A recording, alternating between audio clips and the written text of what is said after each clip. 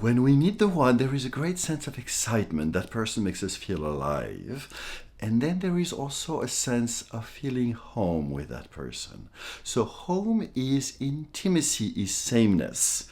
And excitement, aliveness is because of our differences. That's polarity. Most couples accept that the sense of aliveness diminishes over time, but does it have to be so?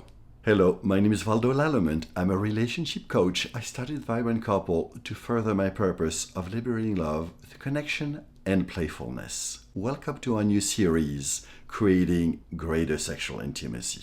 In the first episode, I talked about sex being natural in order to help us let go of the belief too many have that sex is a sin or sex is taboo.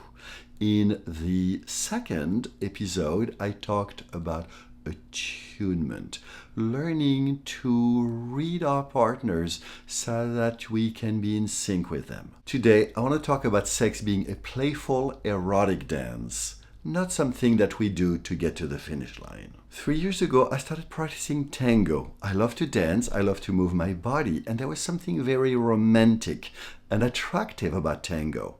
When you look at tango from the outside, it looks like there are men and women. But very interestingly, many of the teachers I learned tango from these days are calling leads and followers. Today, I want to talk about masculine and feminine as energies, like the river that has a bed and the water that flows. The bed is the direction, is the masculine, and the water is the flow, the feminine. Neither can exist without each other.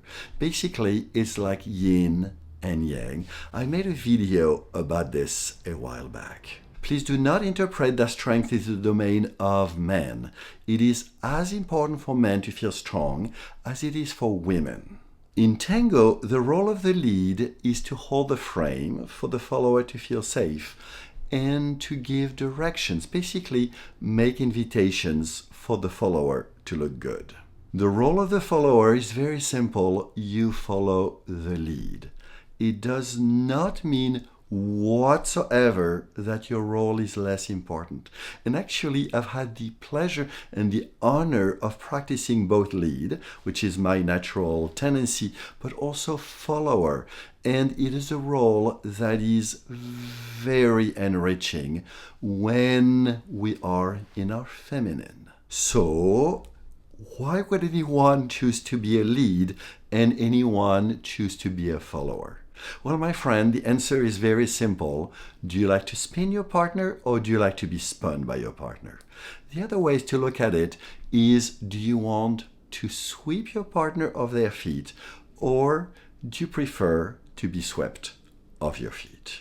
So, okay, Valdo, I understand about dancing that, in partner dance, you want to have a lead and a follower. But, what does it mean for sexual intimacy? Well, it's very simple. You have two sexual partners, each having their masculine and their feminine energies. The two masculine is likely a fight. The two feminine is more likely a cuddle fest. And then you have one's masculine and one's feminine trying to connect and create polarity in the midst of that, and they typically struggle and fail. So this is where I invite you to organize in which one partner intentionally plays the masculine pole and the other intentionally plays the feminine. And of course, you can switch, but learning to let go of your other polarity is really important. Can you elaborate? From now on, I'm going to say men and women. I trust that if you have a different gender or sexual orientation, you'll read between the lines. Men, I strongly urge you to invite your partner to dance. You do not have to be tall, dark, and handsome. You don't even need to be skilled at dancing. The most important skill that is necessary is to invite her to relax in her flow. One of the things that men do not fully understand about women, I made a video about this a while back, is that women have an incessant to-do list. They're always worried about this and this and this and that. And please don't take that as a sign of disrespect. This is just the way the feminine brain and mind is constantly looking for safety. So it is your job to provide the safety, to provide the protection, and to invite her to relax in your arm, in your dancing, or if you're having sex, into an erotic, playful dance in which she can let go. Men, if you don't trust me, ask your wife about the erotic novels that she reads that are all about a pirate, a surgeon, a CEO of a multinational company that basically sweeps off her feet and makes her the center of his attention. So this is a little bit cliche, but this is really what women want. They want to be swept off their feet.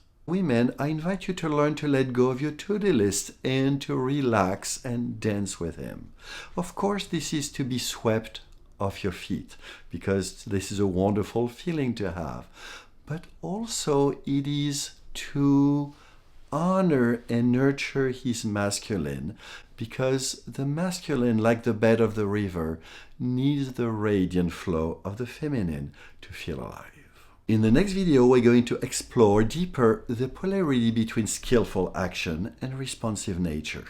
We're going to talk about feminine responsive desire.